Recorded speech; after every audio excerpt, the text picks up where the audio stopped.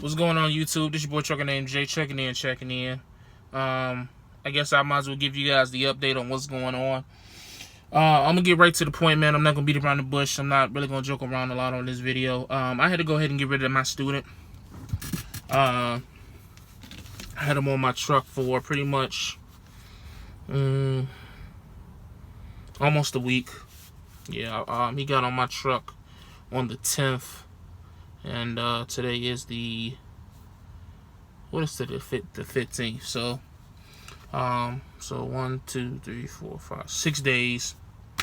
So why did I kick him off my truck? I kicked him off my truck, and I hate to say kicked off my truck because that sounds so harsh.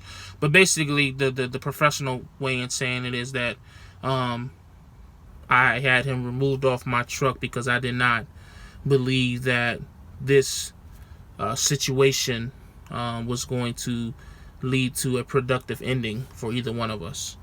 I believe that I would have ended up spazzing out on him. I believe that, you know, my patience would have been worn thin, and then I would have become a highly agitated mentor, which a highly agitated mentor is no good mentor at all, because now it's you know, I'm yelling, I'm you know, very upset, and I'm really not talking at you. I'm talking I'm not talking to you, I'm talking at you.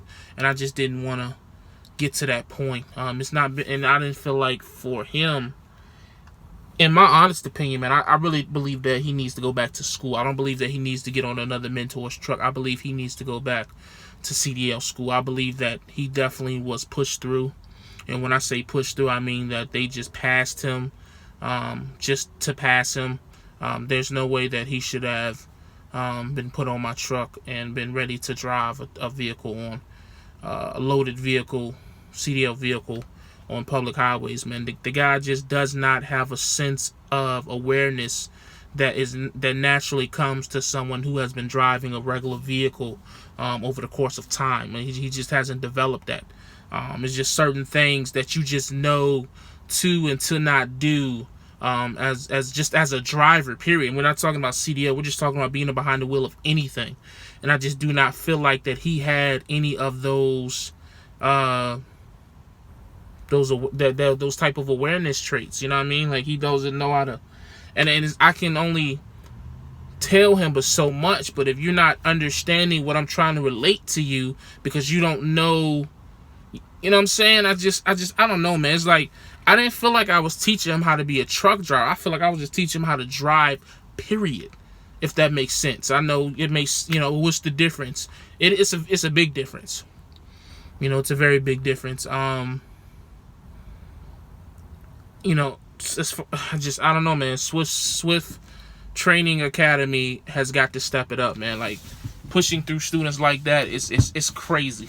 That is fucking insane that you allow that quality of a student to just breeze through. And it's already bad because we know that as mega carriers, you aren't trained in school to be a truck driver, or you're trained to pass the test.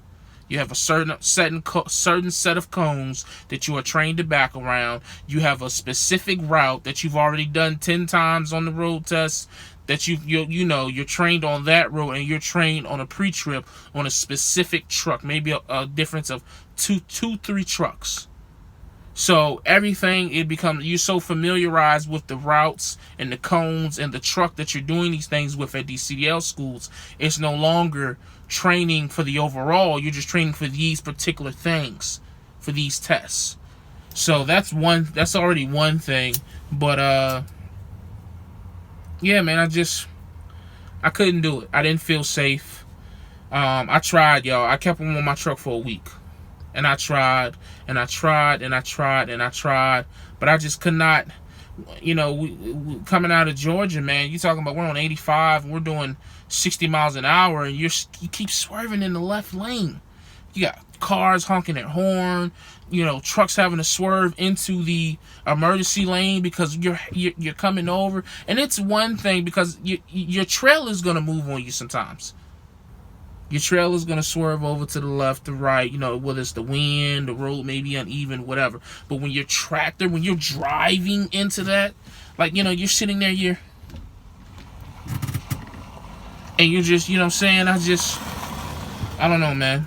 And it's like, as a mentor, I promise you, I was trying to, someone told me to tell him to look further down the road, so I did that. Someone told me to tell him to not grip the wheel so tight, to relax, and he had a death grip on the wheel, and I told him to relax, and he did end up telling me that he was afraid of other trucks, because I noticed when he would pass me on the left side, we would swerve over to the right. And I told him, I'm like, man, you gotta relax. You have to, when you're in your lane, as long as you're doing what you're supposed to, nobody else is on a perfect situation, 9 times out of 10, nobody else is coming into your lane.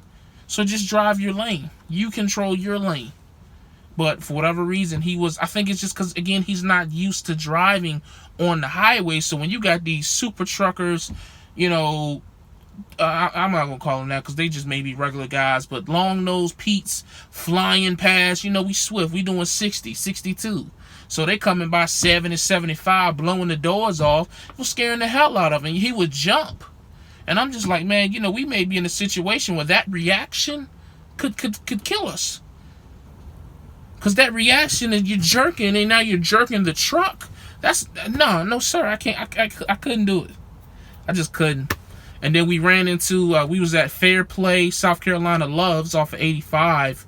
And we ran into one of his classmates. Mind you, this is his classmate, meaning they went to school the same time frame. Well, my student only had about a couple of hours of driving that recorded. His classmate had 149 hours. So what that tells me is that your classmate passed and kept on going, and you was in school for longer than, like, he went to school with Swift in November. If you look on his license, he got his CDL license. Your CDL, it shows when your CDL was issued to you, right? He got his CDL issued in November, and here it was, I just got him in February. Y'all do the math, man. I don't know. Could have been because of the holidays. He couldn't find a mentor. I don't know. He had to go. Moral of the story. I do feel kind of bad, because I hate denying anybody an opportunity to get better, but I just didn't feel safe, man. I had to think. I comes before you in the alphabet. Something Party Hard told me a while back. I comes before you in the alphabet. So I have to think about my safety before I think about you and your driving ability and what I can do to improve it. I'm not going to kill myself over a couple extra dollars or a couple extra miles for $100 extra a week. I'm sorry. It's just not something that seems, not with, you know what I mean? Especially because I've had students before. And so I know, even though I have had some students who were damn near perfect, but I know not to expect at every trip. But I've had some students like Will, perfect example. Will started off not great.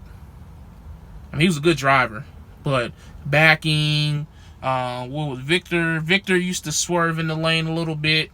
Well, not so much swerve in the lane, but he would definitely struggle with his lane control. See, here's the thing. Here's the difference. There's a difference between lane control and swerving. Lane control is when you're driving and you just, slowly but surely. This is my opinion. I don't know. This might not be factual, but I feel like if you're driving and you just so happen to drift over to the left or drift over to the right, that's learning lane control. But when you're turning the wheel and causing you to swerve back and forth like that, I feel like that's completely different. It's almost like if I was a cop and I saw you doing that, I think you're a drunk driver. So maybe it's not the same thing, or maybe it is the same thing. I'm sure somebody will correct me in the comment section. But more of the story, he had to go. I don't feel bad. I don't feel bad anymore. I had to put my safety before anything, and we just gonna move forward. I'm solo right now. We're gonna figure out what we're gonna do going forward, and I guess I'll update you guys later, man. I don't have a student anymore, so I don't know if I'm going to try to grab another student. I got to reevaluate my whole mentoring, man. I need to think to myself, am I really up for this? Because this is serious business, man. This ain't just, I'm about to get, And the people look at mentoring as extra money, man. It's a whole lot more that goes into it for that extra money. So you really have to be, really have to know if you're ready to go through that stuff for the extra money. And with him, there's no way that I was going in any mountains with him. There's no way that I'm dropping nothing. I wouldn't. If it started raining, I would have made him switch, because I just, sunny day, dry roads, I didn't feel comfortable. There's no way in inclement weather, you know what I mean? And damn sure on the way I was gonna take any naps or anything like that. So it wouldn't have went nowhere. I gave it a shot. I gave him a week. I didn't see any improvement. I really hope they put him back in school, or trucking just may not be for him. Trucking ain't for everybody. That's just the unfortunate fact about the situation. I get it. Trucking is a great opportunity. It's great money. And that's one of the reasons why I don't take this shit for granted. But it ain't for everybody. It's just not. So, but as always, man, stay safe, stay positive, stay productive, God, family, trucking. I'll check you guys next time.